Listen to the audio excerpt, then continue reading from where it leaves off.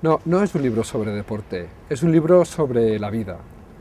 Evidentemente sale el deporte porque en mi desempeño profesional he trabajado durante muchísimos años en el ámbito del deporte. Entonces, muchos de los ejemplos que salen en el libro provienen de mi etapa como entrenador profesional aquí, que además supone una fuerte interacción con personas humanas y en un ambiente de rendimiento. Pero también he sido profesor en la universidad, he trabajado como coach y salen ejemplos de todo tipo.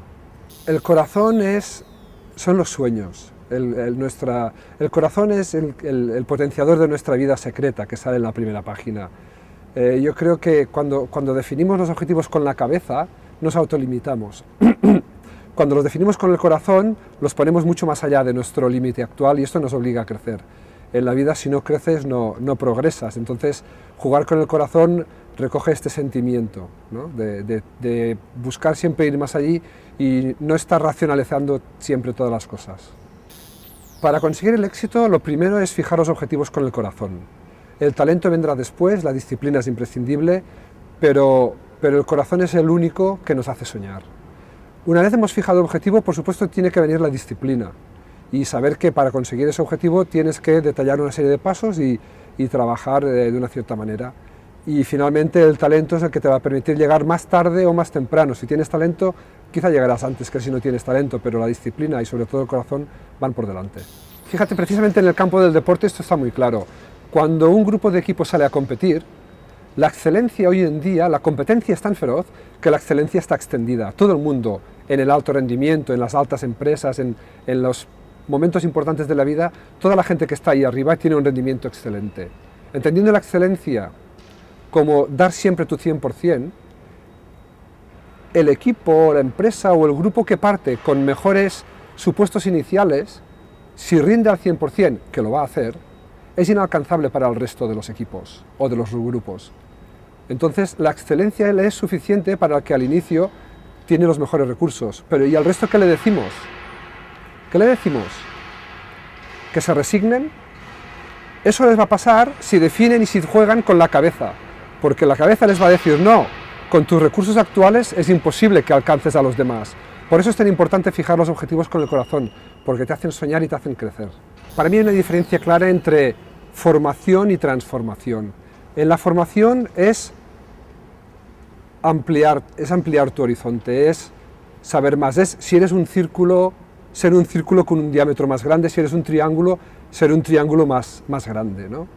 En la transformación no sabes lo que hay después. Cuando tú te transformas, antes de empezar la transformación, tú no sabes dónde vas a ir a parar y solo sabes cuándo has llegado. Si eres un triángulo, te conviertes en una pirámide. Si eres un círculo, te conviertes en una esfera. Esa es la metáfora de la transformación. Igual que el agua pasa a gas y no tiene ni idea. Y llega a un punto donde solo necesitas un paso más. Es solo un grado, pero ese grado es toda la diferencia. Ahí entraríamos en el concepto de resiliencia, de estar trabajando y cada vez que te caes volver a levantarte, porque nunca sabes si el éxito está solamente un peldaño más arriba o un grado más arriba. Creo que es diferente, hay que diferenciar entre liderazgo, entre liderar y dirigir un equipo, que esto está diferenciado en el libro.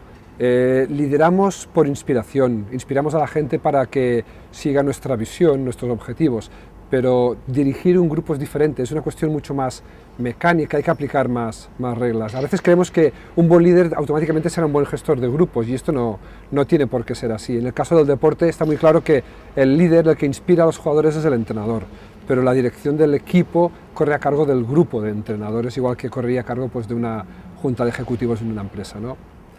Yo pienso que liderar es una decisión personal, de decidir que es el significado que tú le das a lo que te ocurre, lo que va a ser importante y no las cosas que te ocurran. Dos de los jugadores que salen varias veces en el libro son David Barrufet, el capitán del equipo, y Iker Romero, el jugador que en ese momento quizá ejercía un protagonismo mayor en el equipo, en los títulos que tuvimos, a pesar de que siempre el trabajo en equipo es el que te permite ganar, ¿no? Pero quizá eran estos dos los dos jugadores que en los momentos más de mayor riesgo estaban siempre presentes, ¿no? Entonces, aparte de ellos dos, pues estará Jordi también, Jordi Nadal, el editor. Y bien, explicaré la génesis del libro como un conjunto de situaciones casi casuales me llevaron a acabar escribiendo un libro, una conferencia, 3 amigos que me hablaron de Jordi, llegar a casa, encontrarme un mail de Jordi ese mismo día, una serie de situaciones casuales que hicieron que este libro saliese.